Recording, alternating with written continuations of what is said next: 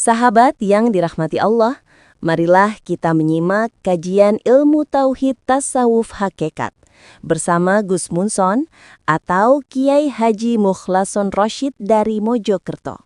Semoga bisa menambah ilmu kita dan juga bermanfaat untuk kita semua.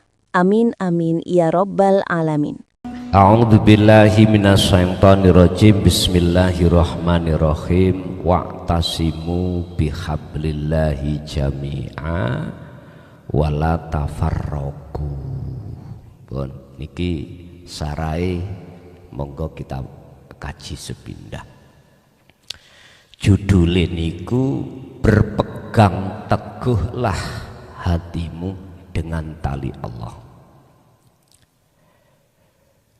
Sing kula maksud, yang saya maksud gecokan rapet, berpegang teguh habl atau buhul Allah iku dzikir. Sebab sinten mawon siapapun yang betul-betul estu memegang tali Allah, jikalau suatu saat dihadapkan Allah acara atau situasi yang kurang berkenan, ati mboten gampang muring.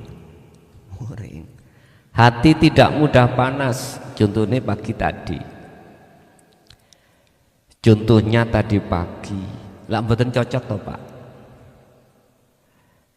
Hal itu pasti dihadapkan Allah suatu saat terhadap siapapun kita. Cuman bentuk judulnya mboten sami. Tidak dilewatkan acara yang keliru, kadang munculnya itu dari suami, dari istri, dari anak, dari teman, dari pekerjaan, apapun. Dan itu pasti. Sebab kita sebagai manusia tidak bisa hanya menerima kondisi yang enak-enak tok, cocok tok, miturut sifat basariah kita sebagai manusia. Gak mungkin. Pasti suatu saat Allah menghadapkan sesuatu yang tidak cocok. Seperti tadi, kadang tengah ngaji hujan, gak cocok toh Pak? Loh, itu pasti akan kita menemukan. Wong kula mawon nek ning keluarga sak wulan mboten nate tukaran kalih garwa niku takjak tukaran no. Ayo golek wiwilan tukaran. Ngoten. Niku supaya liyabluwakum ayyukum ahsanu amala. Nah disitulah supaya ati sampean kali kula biar tambah kuat olehnya memegang tali Allah. Makanya perlu nih dzikir dipegang itu di situ. Dalam hal ini Allah mengingatkan dalam surah Ali Imran ayat 103, wa'tasimu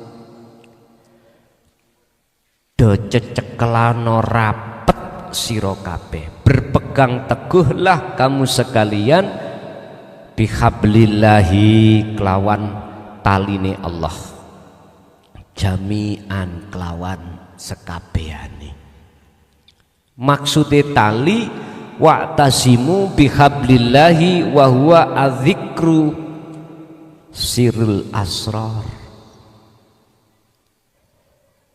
Wa huwa utawi tali habl mang iku adzikru zikir eling. Eling itu kesadaran. Bukan yang dimaksud tali atau dzikir di sini diucapkan baik lisan maupun hati dengan kalimah isim atau nama Allah, bukan. Yang dimaksud dzikir di sini adalah wahwa sirul asrar, rahasia di dalam rahasia. Jadi setelah rahasia, di dalam rahasia itu ada rahasia lagi. Ingat, fi kulli mukawwanat iku ing dalem saben-saben mukawwanat minal kaun piro-piro makhluk khafiyun utawi ada sesuatu yang paling halus. Setiap makhluk itu ada sesuatu yang halus. Siapa dia? Al-Hayyu, maksudnya ai al-Hayyu, urip. Wa huwa wujudullah, itulah wujudnya Allah. Urusan jenengan terima gak terima, Gusti Allah kok urip, misalnya ya, dudu urusaku. Panjenengan kali kula niki trimo atau enggak trimo, saya tidak ngurus. Saya hanya menyampaikan risalah, hanya saya sampaikan risalah ini. Walaupun jenengan masih bertentangan wujude Allah sing kula maksud itu tadi, boten napa-napa. Niku hak jenengan. Illa mubasyiron wa nadhiron. Status saya cuman menyampaikan risalah, yang risalah ini pasti disampaikan oleh para rasul mulai zaman Nabiullah Adam sampai Nabi Muhammad. Urusan trimo gak trimo dudu urusanku. Pokoknya urusanku iki mang ya wis mari mangan sambel klothok. Beres. Ngeten Pak Sri nggih? Ngapunten ingkang kathah. Wala tafarraqu, lan ojo awakmu iku pisah-pisahan. Piye maksude tafarraqu niku? La tatruk, ojo ninggalno sira al azkara ing pira-pira zikir. Kok al-azkar teng mriki? Nggih, Pak. Jamak dari zikir. Karena apa? Pemahaman tentang zikir niku banyak pendapat. Zikir iku ya la ilaha illallah. Ngoten. Biqaulil lisan, diucapkan ada pendapat yang mengatakan yaitu zikir. Ada yang tidak berpendapat seperti itu. Zikir yang bisa menyentuh terhadap kolbu, ada yang mengatakan adalah la ilaha illa huwa, yaitu zikir sirri, dalam hati mengucap Allah Allah Allah. Monggo, saya tidak menyalahkan, tapi kalau boleh saya berpendapat, zikir jahri dengan sirri apabila tidak menemukan asrornya, boten saged. Tidak bisa hati jenengan itu dikatakan usul atau sambung terhadap Allah, karena tali sejatine hati terhadap Allah itu sudah Allah sampaikan dalam surah Al-Maidah ayat 27. Wabtagu ilaihil wasilata wajahidu fi sabilihi. Sing disebut wasilah tali, kalau dalam kitab edisi kedua kemarin saya sebut sebagai robitoh. Robitoh niku tali langsung antara hati dengan Allah. Mana yang disebut wasilah atau tali atau jalan langsung ruh dengan Allah, memang secara tafsir muhakamah gak disebutkan, gak muncul namanya sirul asrar.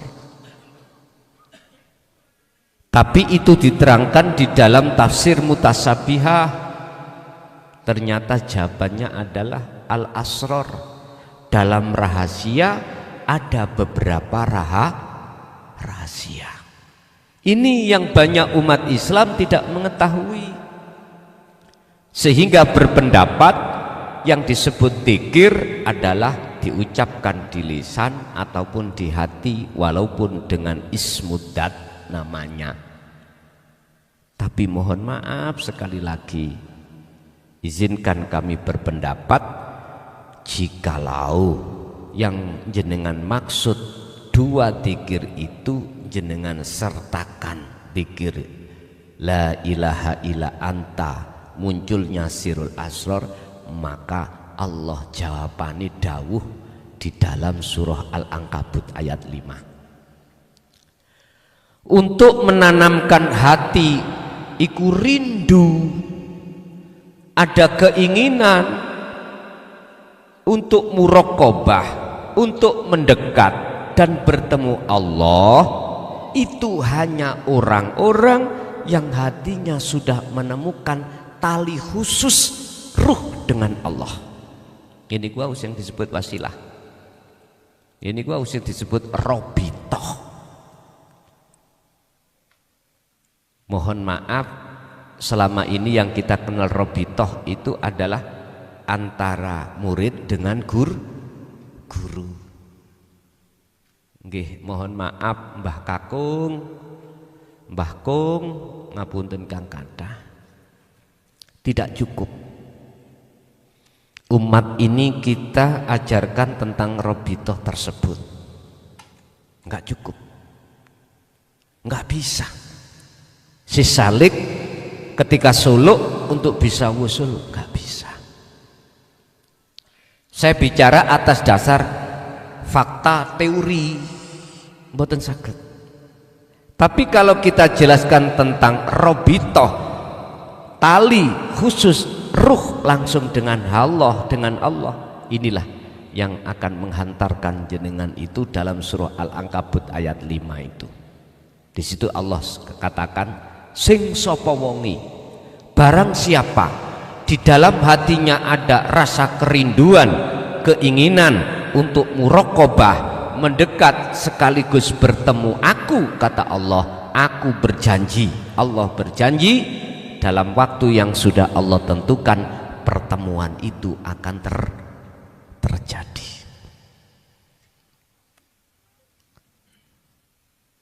Mangkana yarjullaha, di situ dikatakan Allah seperti itu. Makanya wala tafarraqu, dan janganlah kau itu berpisah-pisahan. Maksudnya kalau bahasa syariat nggih, jenengan gak oleh mutusno silaturahim, ngoten lho. Tapi sing maksud niki adalah jenengan iki la tatruk adzikra, jangan pernah kau putus tali hatimu dateng Gusti Allah. Wadhkuru nikmatallahi alaikum, ingatkah jenengan iki atas nikmat-nikmat yang sudah Allah berikan. Apa yang dimaksud nikmat di sini?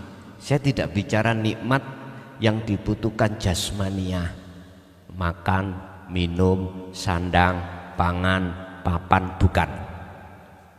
Yang kumaksud nikmat di sini adalah iftah qalbaka lidinit tauhid. Buka Gusti Allah ning ati sampean tentang dinu tauhid. Mboten semua, Pak. Kita sebagai umat manusia ketika saat mendengarkan pengajaran tentang dinu tauhid, kita bisa terima. Enggak semua orang. Nah, ketika saat hati kita sudah dibuka oleh Allah, bisa masuk ajaran tauhid itu, itulah nikmat di atas nikmat. Nikmat inilah, Pak, yang paling berharga, karena inilah yang dimaksud kebutuhan ruhaniah kita, baik di dunia, lebih-lebih setelah kita tinggalkan dunia. Pundi wujudnya nikmat yang bisa kita rasakan? Tatmainnul qulub, ati iki bisa anteng, bisa damai lan sak piturute. Jenengan yang bisa merasakan sendiri. Bagaimana ketika saat kita sebelum ati iki dibuka Allah untuk menerima pengajaran tauhid dan mengamalkan, ketika saat menghadapi kondisi masalah apapun bagaimana? Rasa ning ati piye? Ketika melihat nyun sewu istri kita kakean nggih niku wau ngecemas piye sawumpek Pak. Belum lagi kita masih banyak tanggungan, belum lagi kita masih anak kita masih kecil-kecil butuh biaya. Satu sisi kita di PHK, belum ada pekerjaan pun notok sumpeke. Tapi ketika saat hati sampai sudah menerima dan mengamalkan ilmu dalam bentuk kholwat, pun sampean sendiri yang bisa merasakan piye. Nggih mohon maaf, kula yakin jenengan bisa membedakan. Itulah anugerah nikmat yang mengalahkan daripada nikmat-nikmat sing ana hubungane dengan nikmat jasmaniah niki. Sadar atau tidak, memang seperti itu. Lah bagi jenengan yang sementara belum bisa menerima dinu tauhid, mboten bisa, tidak bisa membedakan. Kalau enggak percaya, tanya di luar sana orang pengusaha sukses, sampean tanya, dengan kemewahan duniawiyahnya yang dia sukses, bisakah dia menemukan satu kedamaian yang hakiki? Mboten saged. Paling sing lanang, aku bahagia nek ketemu wong wedok, nek gelem diremet ambek bojomu ya lakonono sih. Ngoten Bu nggih? Diremet. Ngerti diremet nggih? Dikerawu. Mulih diinting-inting kalih beto parute klapa niku. Wis. Wong lanang niku wedi niku ambek bojone dhewe. Kakao ya apa? Dukuro kaya apa jabatan sampean? Nek musuh garwane dhewe kaya manuk kecelup.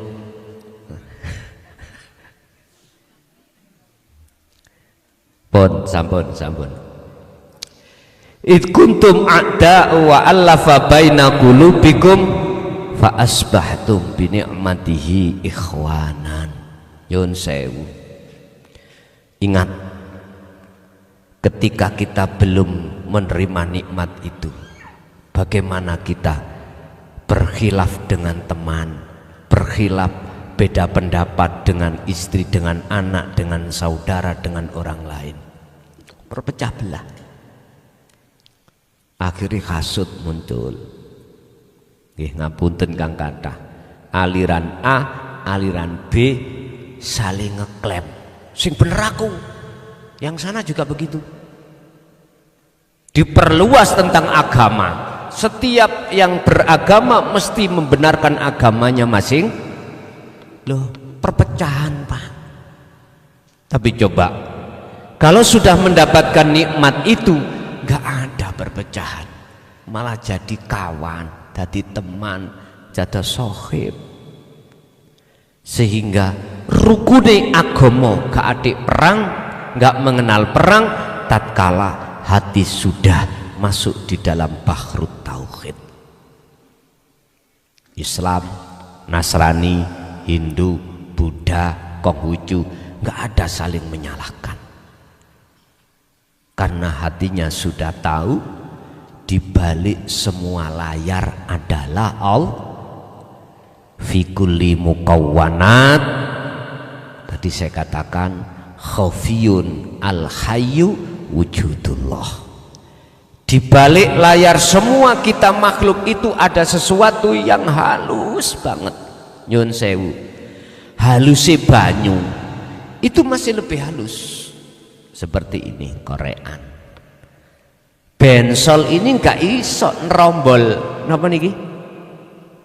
Apa ya? Sehingga gak bocor ngoten. Nah, yes. Plastik ini gitu. Mboten saged. Kalau Allah lebih halus lagi. Jadi Allah ya di dalam ya di luar korean. Sebetulnya ini pasti ada sela-selanya, Pak. Jadi ada sesuatu yang bolong, yang angin tidak bisa lewat saking halusnya. Khafiyun, itulah disebut al-hayyu, hidup. Orang Jawa mengatakan urip. Iki nama lho Pak, atau sifat. Tapi sing tak maksud bukan wujudnya sifat. Walaupun jenengan mengatakan bismillah iku nama, tapi maksud di dada sampean bukan nama. Bukan nama. Walaupun secara lesan kita mengatakan urip sifat, tapi bukan sifatnya yang dimaksud. Bukan. Lah, ini bagi orang-orang yang saya katakan yang sudah mendapatkan nikmat. Lah, nikmat itu akan muncul apabila sampean ini mengkawinkan ilmu dengan amal. Ilmu tauhid ini yang jenengan kali kula sudah terima, praktekno, buktekno lewat amal yang sering kita sebut sebagai uzlah. Ibaratnya Pak Tani, wene jagung jangan ditaruh di atas meja, kawinkanlah dengan tanah. Jikalau kau menginginkan buah yang lebih bagus. Akhirnya Pak Tani nang ladang ditandur biji itu. Tugasnya Pak Tani adalah menjaga. Ketika waktunya mupuk harus dipupuk. Ketika waktunya kita menyiram air harus disiram. Ketika ada suket rumput harus kita ambil biar pertumbuhan si jagung itu bagus. Ada hama kita semprot biar tambah bagus. Itu maksud Pak Tani. Tapi nggak boleh Pak Tani itu mengharapkan ketika menanam ndang teko buai ora oleh. Walaupun tujuannya itu seperti itu. Nggak boleh jenengan waktu kholwat ati itu kedorong ndang wusulo kok gak wusul-wusul. Nggak boleh. Cukup jenengan kali kula jaga taline Allah iku berbentuk zikir. Cukup. Itulah untuk menjaga hati jenengan ini datang Allah biar gak gampang lali itu di situ. Dan tujuannya adalah biar lekas jenengan ini ndang wusul itu di situ. Walaupun tujuannya kita uzlah adalah kewusulan, miturut akhlak di mata Allah hati gak boleh arep-arep wusuli. Ngaten lho. Tapi nek ketika proses setrat nggak apa-apa, memang ikut tujuan. Tapi kalau sudah berjalan, udah semua itu apa kata Allah jenengan diperjalankan dimanapun monggo. Tapi Allah sudah berjanji pasti dalam waktu yang sudah aku tentukan itu akan terjadi pertemuan itu. Entah pertemuannya itu hanya skala menit, skala jam, bahkan skala detik, udah itu bukan urusan kita, urusan Allah. Pak Tani iku urusane jogo ya apa sekirane, bagaimana sekiranya jagung itu buahnya bagus. Nanten. Ingatlah ketika saat kita itu dulu sebelum menerima dinut tauhid ini, kita ada persulayan, kita apa? Ada syirik, ada hasud, ada takabur dan lain sebagainya. Jenengan yang bisa merasakan. Karepe napa kok kita itu diingatkan dikongkon iling bab iku supaya kita berhati-hati menjaga nikmat atau anugerah yang sudah Allah berikan terhadap kita. perkara nek golekane angel iku jenengan iki pasti tidak sembrono. Niku biasa ngoten. Makanya dulu Pak, dalam hal konteks memahamkan ilmu aja dulu susahnya setengah mati. Karena para masyayikh kita, romo-romo kita olehnya menjelaskan kebanyakan itu memakai bahasa kinayah, bahasa isyarah, sanepo, nggak paham-paham. Belum lagi sulitnya menemukan kefahaman itu mengkawinkan dengan bertapa atau berkholwat atau beruzlah. Nek jenengan sakniki wis penak. Dalam pemahaman Gusti Allah sudah tidak pakai isyarah, belak-belakan, akhirnya mudah diterima. Sekarang tinggal kesulitan kita menemukan, mengkawinkan ilmu dengan amal, dengan laku. Lah niki, mengapa di situ ada istiqomah untuk mengikat, menjaga? Mengapa Pak Tani setelah menanam jagung tidak langsung ditinggal, wis sak cukul-cukule, sak wawoi, mengapa tidak begitu? Kok disarankan supaya menjaga nek ono celeng ya digurak, lah ngoten toh? Supaya jenengan iki sebagai Pak Tani betul-betul mencapai apa yang diinginkan, berbuah dengan bagus terus adole larang. Lha ngoten iki.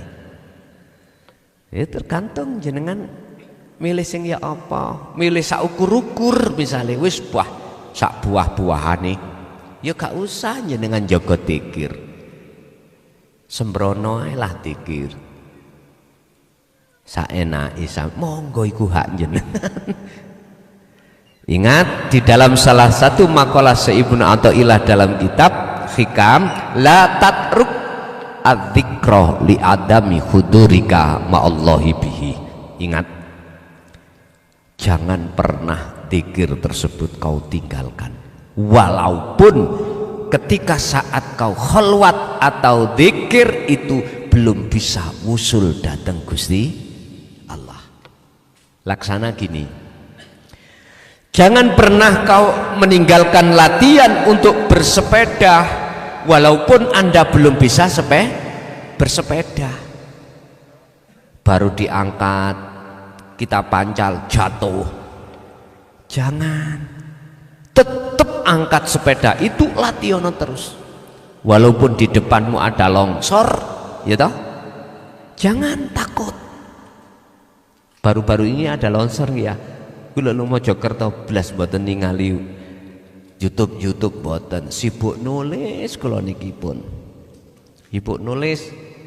Jadi kitab yang nantinya jenengan terima itu ada dua versi, kitab awal dan kitab akhir. Kitab awal 3 juz, 3 edisi, kitab akhir 30 juz. 30 edisi. Nah, sekarang masih proses di dalam edisi ketiga, dalam penulisan edisi ketiga. Yang sudah tercetak edisi pertama yang menerangkan bagaimana cara jalan lekas bisa bertemu Allah, itu edisi pertama. Lah edisi kedua yang kami beri judul Qalbun Mazlumun, apa yang menyebabkan hati manusia gelap pada Allah, buta pada Allah. Itu ada 20 bab insya Allah. Ini sudah selesai, sudah kami izin dari negara sudah. Ini masih proses percetakan, masih proses percetakan. Lah edisi yang ketiga, lawan kata edisi kedua adalah Qalbun Musyrikun. Musyrikun tidak memakai kaf Pak. Nek memakai kaf niki berarti musyrik.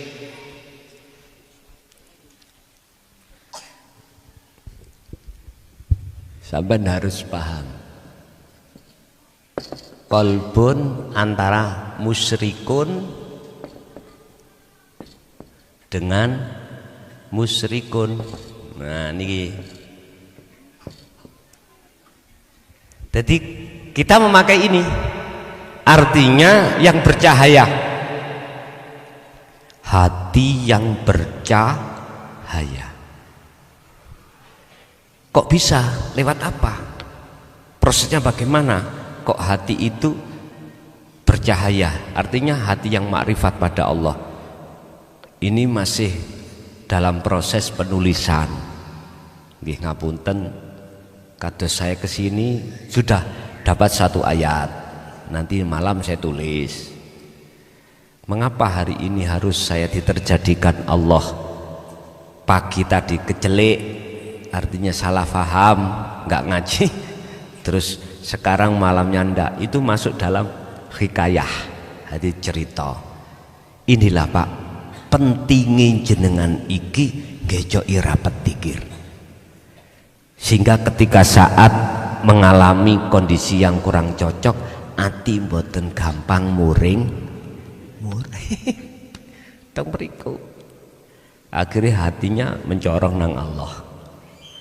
Sing digawe wau nggih ngoten, Pak, mboten kecewa, mboten Gus. Pun mboten napa-napa. Kula ditanggal tanggal 16 sida mriki melih. Kula kinten mboten karena diisi acara lain. Saeling kula Pak tanggal 6. Tapi pendengarannya beliau 16. Loh, inilah termasuk ayat yang harus kami tulis nanti. Apa yang menyebabkan hati jenengan ikut tidak taksirud dunia, tidak ketutupan perkara situasi dunia ini. Balik maneh nang dzikir. Sapa sing betul-betul setiap saat bahkan setiap nafas menjaga dzikirnya, maka gak mudah hati itu muring.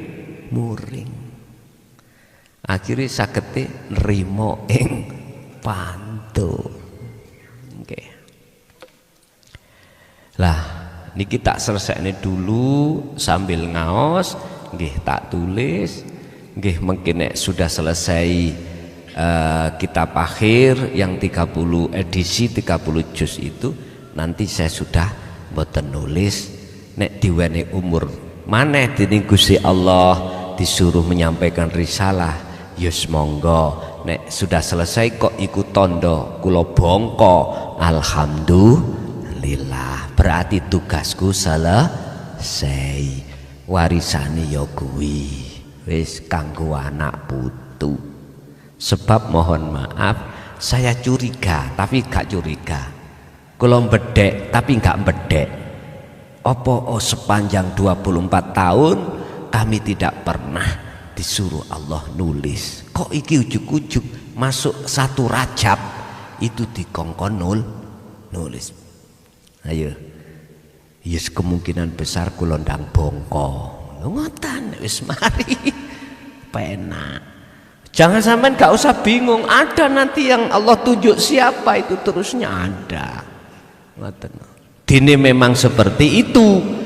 Ya alhamdulillah, berarti kula mboten kluyuran. Eling, wong mati niku, wong sing ninggalno alam dunya niku ana macam loro. Siji dalam alam barzah kegelapan, loro dalam alam barzah yang terang benderang. Makanya kami sebut su'ul khotimah dan husnul khotimah. Yang masuk di dalam kegelapan, dia tidak akan pernah bisa melihat alam dunia ataupun lebih-lebih alam akhirat. Tapi yang kedua ini ahli syuhud bisa melihat keadaan alam dunia lebih-lebih alam akhirat. Ning Quran niku.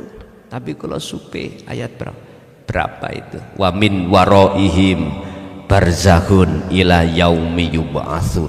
Itu disebut alam barzah. Barzah itu dinding hijab antara dunia alam dengan akhirat, terdinding. Sekarang kita di dunia. Hati ini ada yang mendindingi terhadap Allah tak? Kalau edisi kedua kitab ya toh, Qalbun Mudlimun, jangan harap setelah tinggalkan alam dunia jenengan itu tidak gelap, mesti gelap.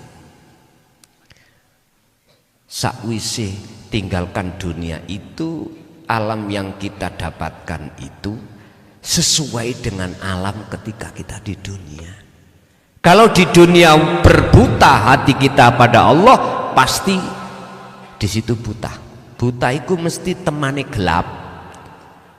Jadi meripat iki wis wuta, mlaku bengi, disuruh melihat semut hitam berjalan di atas batu ya boleh roh, nggak bisa. Udah, itu resiko, konsekuensi kita tanggung masing-masing. Bapak Ibu hadirin, kembali kepada materi. Ketika kita sudah teringat masa-masa lampau Pak Bu, sementara kita dalam kondisi sekarang menerima nikmat atau anugerah yang disebut sebagai kolbun musyrikun, kolbun hati yang mencorong, maka janganlah kau baeno dengan dzikirmu, karena untuk mendapatkan kolbun musyrikun, kolbun hati yang mencorong itu tidak mudah. Golongan inilah Pak yang kumaksud golongan yang dipilih oleh Allah. Illa ibadaka minhumul mukhlasin. Inilah golongan yang tidak mudah, nafsunya itu untuk menghalangi hatinya pada Allah, nggak mudah. Inilah yang nafsu takutkan, inilah yang iblis takutkan terhadap hamba-hamba Allah yang Allah pilih. Mengapa Allah pilih? Jawabannya mudah, di dalam surah Az-Zumar ayat 18, di dalam surat Ali Imran ayat 31, itulah jawabannya. Karena kita mengikuti atau menteladani perilaku rohaniyah kanjeng Nabi. In kuntum tuhibbunallaha fattabi'uni yuhibbukumullah. Kalau kau betul-betul ingin seperti Rasulullah, rohaniyahnya menjadi kekasih Allah, ikuti apa yang pernah rohaniyah Rasulullah lakukan.